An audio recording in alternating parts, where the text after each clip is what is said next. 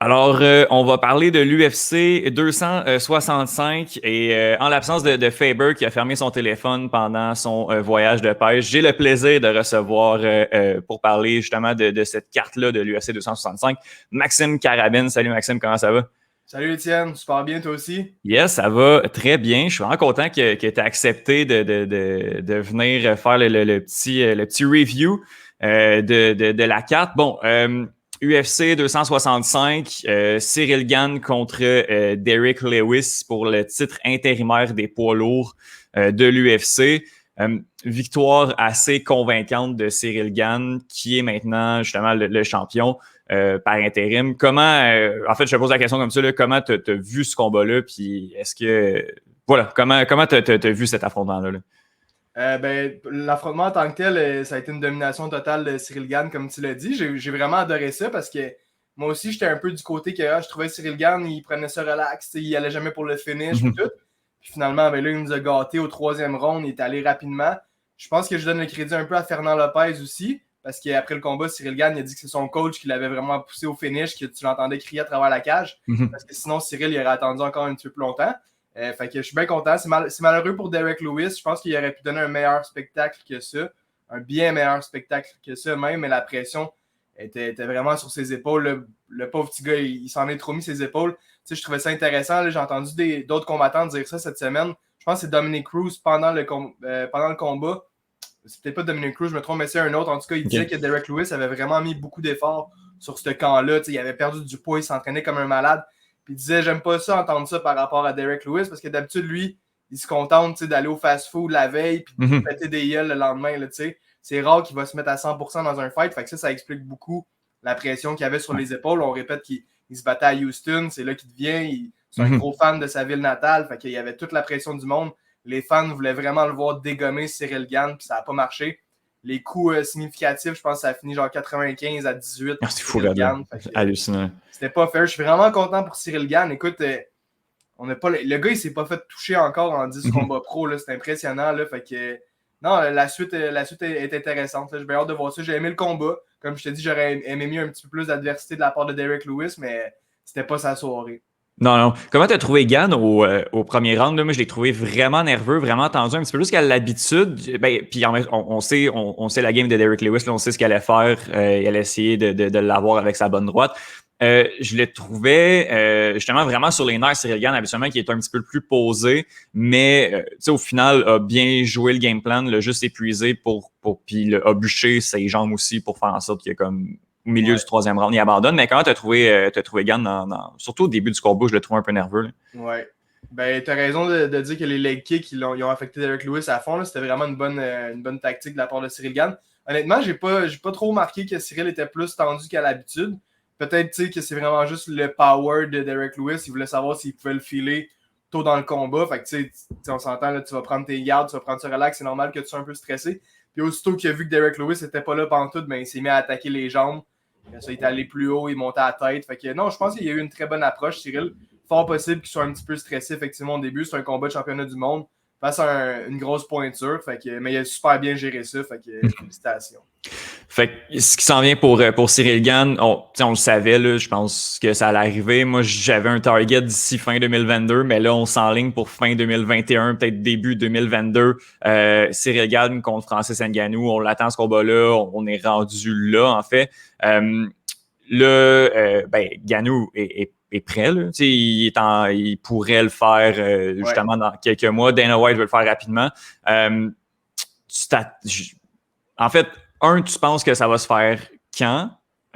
Puis, qu'est-ce qu'on attend de ce match-up-là qui est complètement fou? Là? Absolument. Tu as raison. Là. Moi, je vois ça fin 2021, décembre, pas avant. Parce que Cyril, ça fait 2 fois en 1 mois qu'il se bat. Il s'est battu contre Volkov il y a à peine 1 mois. Il a le goût d'un petit break. Là, c'est pas... Puis, il s'est pas tant fait toucher contre Derek. Fait que c'est possible qu'on voit ça décembre. Sinon, début de l'année 2021, tu as bien raison. Est-ce que ça va être Francis Ngannou? Techniquement, la logique voudrait que oui, parce que Cyril vient de gagner la ceinture intérimaire. Mais on ne l'avait pas vu venir, cette ceinture-là. Parce que est-ce qu'ils vont la. Tu sais, ça se peut qu'ils. Moi, j'ai vu Stipe Miocic, parce que Ngannou veut vraiment se battre contre John Jones, j'ai l'impression. il y a pas tu sais, j'ai vu Ngannou a commenté pendant le combat de Derek Lewis puis Cyril Gane, il a dit ça n'a pas rapport, c'est moi qui est le champion. Oui, c'est une ceinture, mais c'est pas la vraie ceinture. Puis il dit c'est même pas pour le number one contender parce que le number one contender, selon moi, c'est Stipe Miocic. Ça, c'est Ngannou qui a dit ça. Fait que c'est peut-être pour brasser la soupe, faire suer un peu Dana White. Effectivement, c'est probablement Ngannou puis Gane qu'on va voir, mais on sait jamais.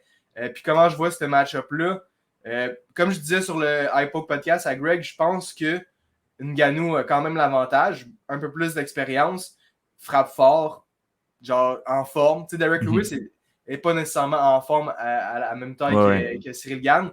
Ngannou l'est. On a tous vu les vidéos de sparring des deux qui s'affrontent, puis Cyril Gane, il tient son bout. Francis Ngannou est peut-être épuisé, on ne sait pas, là, ça fait peut-être 3 rounds qu'il se bat, puis on envoie Gane là, mais tout ça pour dire que Gane tient Ngannou, puis c'est super beau à voir, parce que dans notre tête, Ngannou, il est dans un autre monde, puis là, Cyril Gane, ça va faire juste...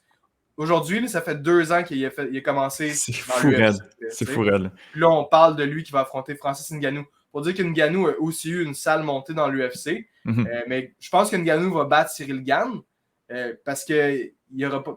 Je pense qu'il va être un des premiers à réussir à le toucher puis à le knocker. Je pense que c'est le même que je vois ça. Mais j'arrête pas de douter Gane puis il arrête pas de me faire avaler mes paroles. Fait que qui sait. Oui, ça va être un bon match-up. Là, justement, on n'a pas de date encore. On ne sait pas quand ça va se faire, mais éventuellement, plus tôt que tard, là, justement. Sur le reste de la carte, masterclass de José Aldo, là, je pense qu'il faut en parler. Je pense qu'on n'en parle pas assez. Quel combat qu'il a fait? Qu'est-ce que tu as pensé de la performance de cette légende-là des arts martiaux mixtes? Ben, super cool, man. Genre, je pense que José Aldo aurait été chercher le finish si c'était pas que Pedro Munoz est super tough. Parce que c'était vraiment un combat de fou de José Aldo. Premier round, super scolaire, si on veut, comme approche. Là, il va étudier son adversaire. Il va attendre de voir ce qu'il va lancer comme attaque.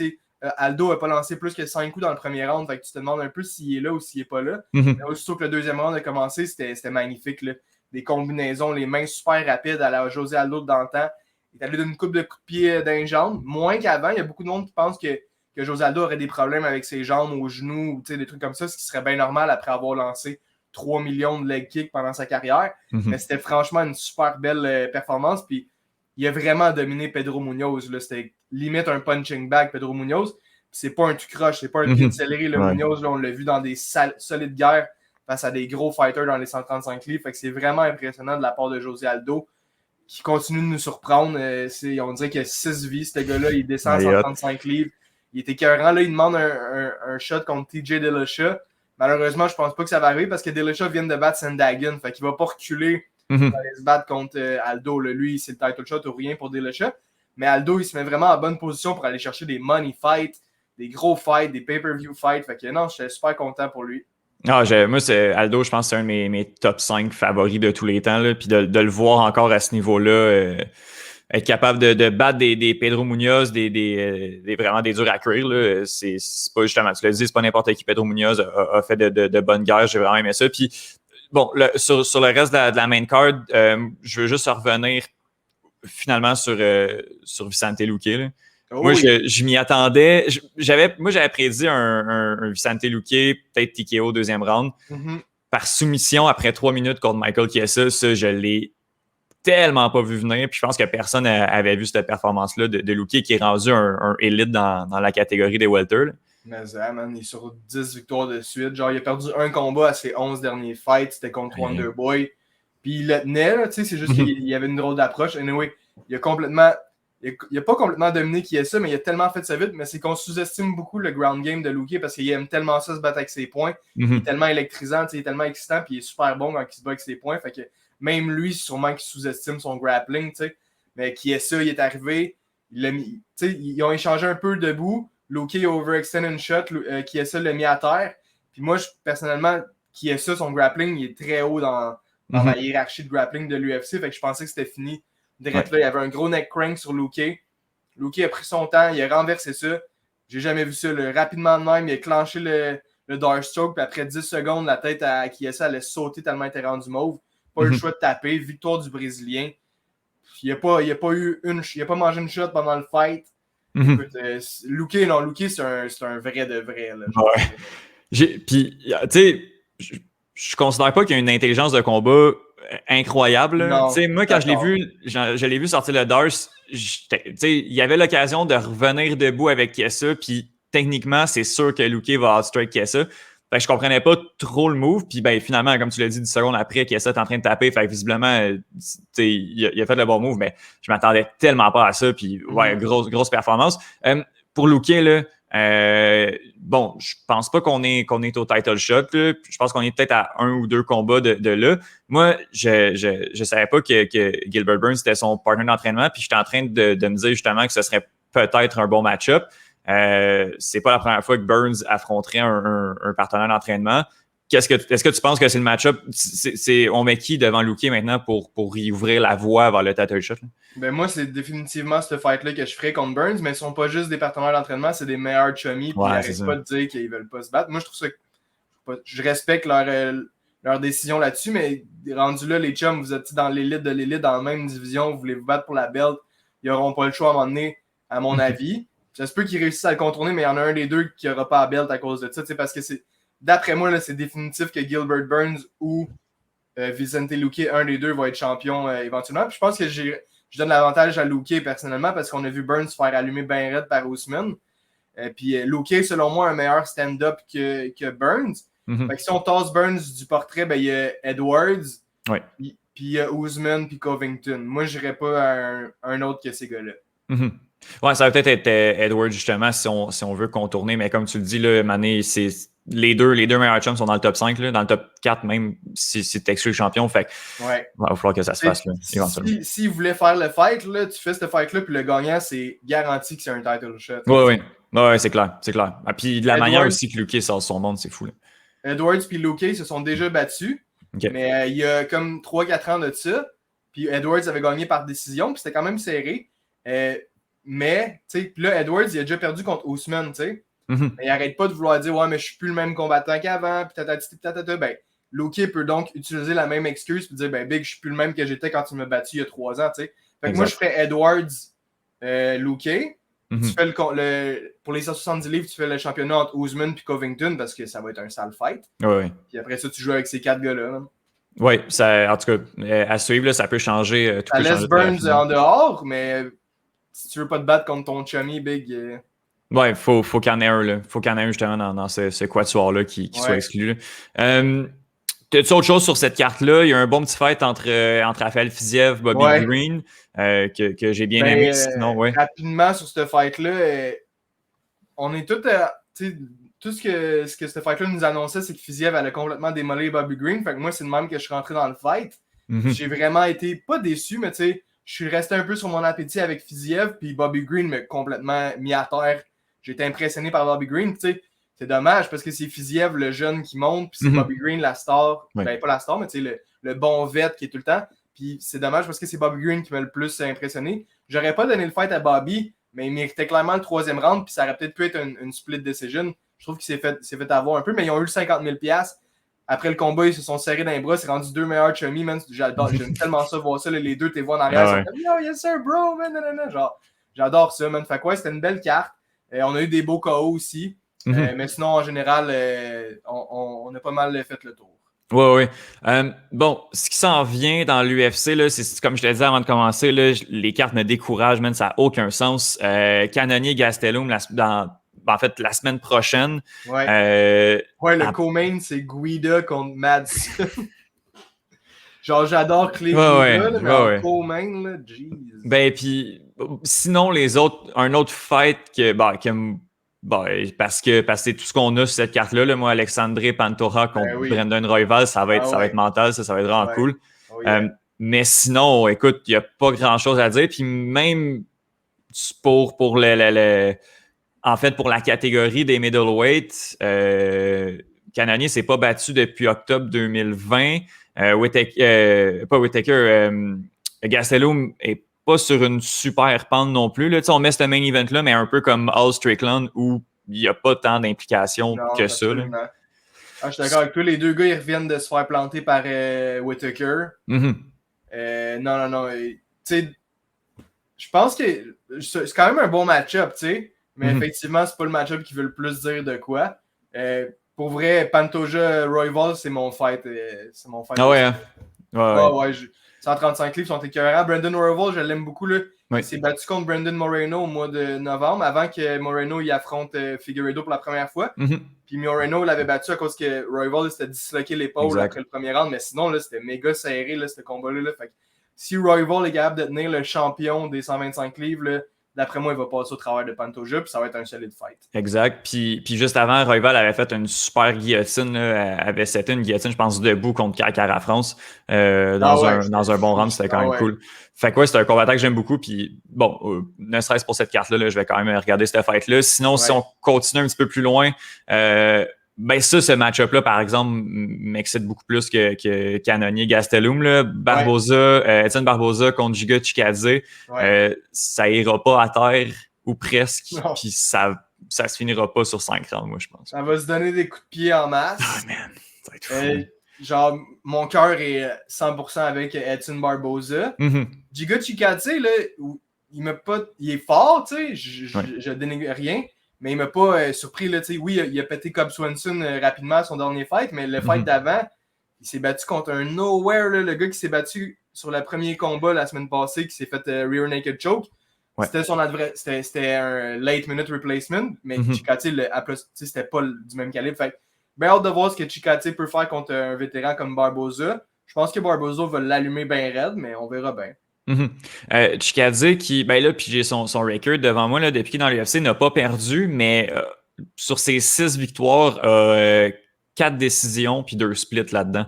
Fait que c'est vrai qu'il n'a pas prouvé. Ben là, on l'a. Là. On a Barboza devant lui pour justement prouver qu'il appartient à l'élite de la catégorie. Mais c'est un bon match-up pour Chikadze parce que Barboza, Chikadze, c'est un ancien gars du K1, c'est un kickboxer. Fait que tant que tu lui donnes pas un lutteur ou un gars de Jiu-Jitsu, lui, il est content. Là. Fait que Barboza, il va l'affronter avec plaisir. Là, Oui, en tout cas, ça va être un excellent match-up debout. Barboza qui revient d'une super victoire avec le late KO de coach Shane Burgos. Ça va être vraiment sick de regarder ça. Un peu comme Aldo qui s'est rafraîchi à 135 livres. Là. Barboza est descendu à 145 livres puis c'est devenu une autre affaire. Exact. Alors que Barboza est énorme. Là. Bon, en tout cas, à 145, je sais pas comment il fait, mais comme. C'est pour ça que, genre, je les regarde les deux, là, puis comme dans ma tête, Barboza est 2 fois plus beef que Chikadze. Fait que j'espère que Chikadze va être prêt. Sinon, on a le superbe fight. Moi, je dors pas d'ici là entre Sam Alvey et Wellington Turman. Je sais pas si c'est le co-main, mais de ce que j'ai, c'est comme les deux seuls combats placés. Là. Sean Brady est out de son fight contre Kevin Lee. Ah, man, oui, c'est le co-main. Là, sinon, c'est avec que ça fait dur. Là. Sam Alvey, là, il a pas gagné depuis genre. Il est sur 4 défaites de suite, je pense. Ah, en plus. Il est sur. Non, il était sur 4, il y a eu un nul, puis il y a eu une autre défaite. Fait qu'il est sur 6 matchs sans gagner, 5 défaites, un match nul, c'est hallucinant. Là. Je comprends pas ce qu'il fait là encore, bref. Non, moi non plus, j'ai de la misère avec ça. C'est un bon Jack, tu sais, j'imagine. Mais I guess. Ses dernières performances, là, il n'a pas donné grand-chose.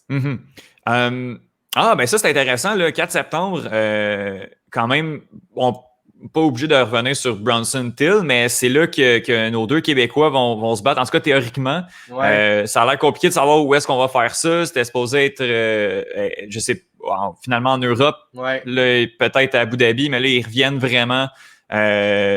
Ils vont rester à Las Vegas pour faire cette fight-là. Tant qu'à ça, je ne veux pas nécessairement revenir sur le main event, mais Charles Jourdain contre Leron Murphy, ça, c'est un bon match-up. J'ai regardé des fights de Murphy, puis pour vrai, c'est un bon match-up pour les deux fighters. Là. Puis pour les fans. Ouais, exact. Et en plus, je pense que ça va être à Vegas dans l'Apex, fait qu'il n'y aura pas de partisans. Malheureusement, moi, j'aime ça sans partisans aussi. Je trouve ça tellement raw, man, puis pur. Puis genre, j'adore ça, regarder ça, pas de fans. Fait que c'est dans le petit octogone. Fait que Charles Jourdain dans un petit octogone, là, let's go, man.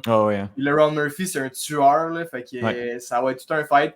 Jourdain, là, si vous le suivez sur les réseaux sociaux, là, vous pouvez voir qu'il s'entraîne comme une vraie bête. Là. Il prend son sport au sérieux, là, ce gars-là, puis c'est le fun. Là, fait que, non, il a toutes les chances de son côté. Leron Murphy, c'est vraiment un gros test, mais tu sais, André Philly, c'en était un gros test, puis Jourdain, il est passé à ça de le passer. Là, fait que, il a ses chances. S'il passe Leron Murphy, là, il y a Star is coming, là, Charles Jourdain. Bien excitant. Puis il y a Barrio qui se bat contre Yoon Jambula, là, ou quelque chose du genre, un gros monsieur. Là, fait que savais que dans une petite cage, ça va être quelque chose, man.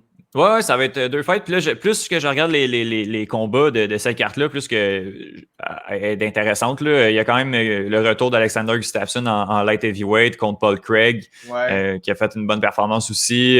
Sinon, bon, moi, pour le fun, je vais regarder Thomas Spinal contre Sergei Pavlovich parce que ça va être quand même cool. Puis Magomed Ankalaev contre Volkan Ozdemir. Fait que tu sais, il y a une couple de petits fights là, sur cette carte-là intéressant quand même. Mais hein, super belle carte, man. Exact. Bon, on va les prendre quand ils passent. Là. J'espère que Bronson Till, ça va se faire aussi. C'est pas le fight de l'année, là, mais c'est un bon fight qui veut dire de quoi à 180 C'est vrai. Savoir où est-ce que Till il se promène et puis où est-ce qu'il est. Là. Ouais, ça va être cool.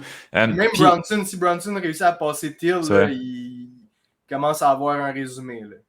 C'est vrai. Il y a Bronson. Ben, ouais. Sérieux, si Bronson passe Till, tu pourrais mettre Bronson contre Adesanya, là, rendu là. Oh! Parce ouais, c'est vrai. Bronson, moi j'aurais pas peur de. Puis d'après moi, Adesanya le défonce encore, mais. Ouais, c'est ça, il n'y a pas grand monde. C'est qui a battu le dernièrement Bronson? Il a complètement maîtrisé. Holland. Holland. Ouais, c'est ça. Holland, Shabazian, Einish, Théodorou. Il est sur un 4 victoires de suite quand même. Ouais. Fait que s'il passe Till, d'après moi. Oui, c'est vrai, t'as raison. Ça va être cool. Puis bon, la carte de la semaine d'après, là, on est rendu à mi-septembre. Là, je pense qu'il n'y a même pas encore de main event d'annoncer sur cette carte-là. Non, parce que tu vois, moi, là, j'ai la carte du 4 septembre, puis après, ça me saute tout de suite à l'UFC 266 le 25. Ah, ok, bon, ben, je pense que c'est ça, on sait pas trop ce qu'on va faire avec. Puis, en tout cas, moi, je suis live, c'est Wikipédia, là, puis comme ça a l'air compliqué les pay-per-view présentement, où est-ce qu'on va les faire, là, vaccin, pas vaccin, passeport aussi, là, fait que, exact. Bon, ben voilà pour l'UFC. Puis on va faire une petite page PFL également là, pour parler d'Olivier Aubin-Mercier qui a travaillé fort pour avoir son combat, malgré le fait qu'il s'est fait sortir des playoffs. Ceux qui n'ont pas fait les playoffs de la PFL, réussi à avoir son fight. Il a annoncé 2 semaines avant le début comme de la carte. Là, c'est vendredi. Fait en fait, le fight va être il va être fait quand l'épisode va sortir, mais je pense que ça vaut quand même la peine d'en parler. Olivier Aubin-Mercier était supposé se battre contre Nathan Schultz, l'actuel champion ou le champion défendant qui n'a pas fait les séries non plus. Finalement, Schultz est off et va se battre contre un expérimenté de l'UFC, Darrell Archer. Qu'est-ce que tu penses de ce match-up-là? C'est quand même déjà cool que Oli ait son fight. Là. Mais ben oui, comme tu l'as dit, quand vous écoutez ça, le combat, c'était hier, c'est vendredi le 13.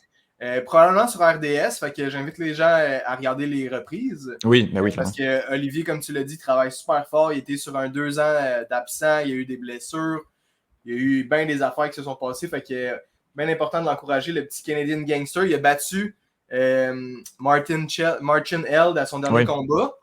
Puis Aubin-Mercier était super humble de dire que Martin Held était légèrement affecté parce que la PFL, c'est vraiment spécial comme format. C'est pas comme toute autre ligue d'arts martiaux mix où ils vont faire des galas à l'année longue. Là, la PFL, c'est une saison. Ils aiment ça genre se comparer à une ligue de sport comme le hockey ou le basket. T'sais. Fait que les combattants, ils vont se battre 2, même 3 fois en l'espace de comme 3 mois, ce qui est vraiment genre du jamais vu, si on veut. Puis back in the days, là, ils l'ont pas fait à cause du COVID, là, mais la PFL, des fois, ils faisaient 2 combats en une soirée. Pas en 1995, là, en 2018. Ah, c'est fou raide, là. Ouais, non, c'est con. Là. C'est bizarre, là, tu sais. Puis Oli a l'air de dire que la PFL veut revenir avec ce format-là. Fait que je trouve ça bien curieux, franchement. Mais en tout cas, tout ça pour dire que Oli a démoli Martin Held à son premier combat pour la PFL, mais il a dit que Held n'était pas à son meilleur. Fait que, là, il affronte Darrell Archer, qui est à son premier combat dans la PFL. Olivier est aussi un ancien de l'UFC comme Archer. Fait que selon moi, Olivier a tout le credential pour battre Darrell Archer assez facilement. Mais on verra bien. T'sais, même Oli, là, c'est assez rapide là, son turnover. Il a appris moins d'1 mois avant qu'il se battait contre Schultz. Puis là, il change son adversaire comme ça. Des adversaires qui n'ont vraiment pas le même style. Je pense que Oli va vraiment le passer parce qu'Oli est super expérimenté. Fait que je ne vendrai pas la peau de Archer super chère pour l'instant. Mais éventuellement, elle va être sur le marché. Puis pauvre Archer, mon gars, premier combat dans l'UFC, on lui donne Khabib Nurmagomedov. Il s'était fait péter. Là. Premier combat dans la PFL, on lui donne Olivier Aubin-Mercier. Fait que le gars, il n'a pas une carrière facile. Ça va être un bon combat. Puis c'est un peu comme le gagnant va être le remplaçant pour la finale des lightweights. Fait que c'est super intéressant pour Oli s'il réussit c'est rien d'officiel. Mais définitivement que s'ils ont mis ce combat-là sur la carte, c'est parce que le gagnant va aller sur la prochaine carte pour être en backup. Parce qu'il peut tellement se passer d'affaires. Ouais. Comme on l'a dit, les gars, ils se battent rapidement. Fait que les blessures, ça vient vite. Fait que des bonnes chances que Oli remporte ça. Puis on peut peut-être le voir éventuellement une autre fois cet automne. Fait que, c'est cool. Très cool, très cool. Puis, ouais, c'est ça, moi, Darrell Archer, ce nom-là, quand j'ai vu ça sortir, je suis retourné voir, puis je me rappelle de son combat contre Khabib. Je pense que c'était, en plus, en retour de blessure là, de Khabib, il avait de quoi prouver, puis il l'a vraiment démonté, mais c'était contre Khabib aussi, là. Fait que, je pense que. Je comprends pas pourquoi ils ont donné Khabib, sérieux, parce que il avait déjà. Khabib, là, il avait déjà affronté des tueurs. Là. Il avait déjà affronté. Il venait de battre Dos Anjos. Dos Anjos, ouais. C'était fou raide, là. Fait que. Bref. Ouais. Bonne chance à lui, man. Bonne chance à lui. Oui, clairement. Puis ça va être intéressant. Puis sur cette carte-là également, là, il y a Rory McDonald qui va affronter Ray Cooper de third. Les deuxième et troisième dans le bracket. Là, le Canadien qui est dans les séries, dans le tournoi en demi-finale. Puis ce combat-là va la finale, ça va être c'est 31 décembre. Est-ce qu'ils font encore la même chose cette année? C'était ça qu'ils faisaient. Ça va être dans ce coin-là. Je ne suis pas certain ce qu'ils le font pour le nouvel an encore, mais c'est sûr que ça va être fin automne, début hiver. Puis combat, personnellement, là, je te cacherai pas, je ne connais pas beaucoup Ray Cooper de third. Qu'est-ce que tu penses de ce match-up-là pour Rory McDonald? C'est pas facile, man. C'est vraiment pas facile. C'est un gros gars. Ray Cooper, c'est le champion en titre de la PFL en plus. Le gars, il a une excellente lutte. Un bon jiu-jitsu, c'est rien pour faire peur à Rory, parce que Rory, on le sait, il est vraiment le all-around, mais tu sais, ça fait longtemps qu'il roule sa bosse, Rory, fait que des fois, il peut avoir des petites failles un peu dans son jeu. Ray Cooper, c'est vraiment un gros gars. Il peut autant t'allumer avec ses points que te finir au sol. Son dernier combat, il n'a pas lancé un coup, puis il a gagné. Il a take down son adversaire, il l'a choqué, arm and shoulder choke. Fait que ça va être un bon fight. Je pense que Rory peut gagner. Mais ça devrait être une petite guerre, là, franchement. Ben écoute, ça va être vraiment intéressant de suivre ça. Puis là, c'est ça, on se prépare un peu pour ça, même si ça va être fait. Puis sinon, bon, on regarde le reste de la PFL. Là, il y a quand même des bons petits fights qui s'en viennent également. Les demi-finales qui sont jouées. Puis là, justement, là, c'était autour de décembre. Ils faisaient ça le 31 décembre les autres fois. Mais là, bon, on sait pas trop quand est-ce que ça va être fait pour les grandes finales et le 1 million de dollars que tout le monde va recevoir là, à la fin des tournois. Maxime, merci beaucoup de ton temps. On peut t'écouter là, sporadiquement. Tu fais des chroniques là, au 91.9 sur les arts martiaux mixtes. Fait que, écoute, merci encore une fois, puis au plaisir de se reparler pour ça me fait plaisir, man. Merci pour l'invitation. Étienne, continue ton bon travail. Yes, merci toi aussi. Là.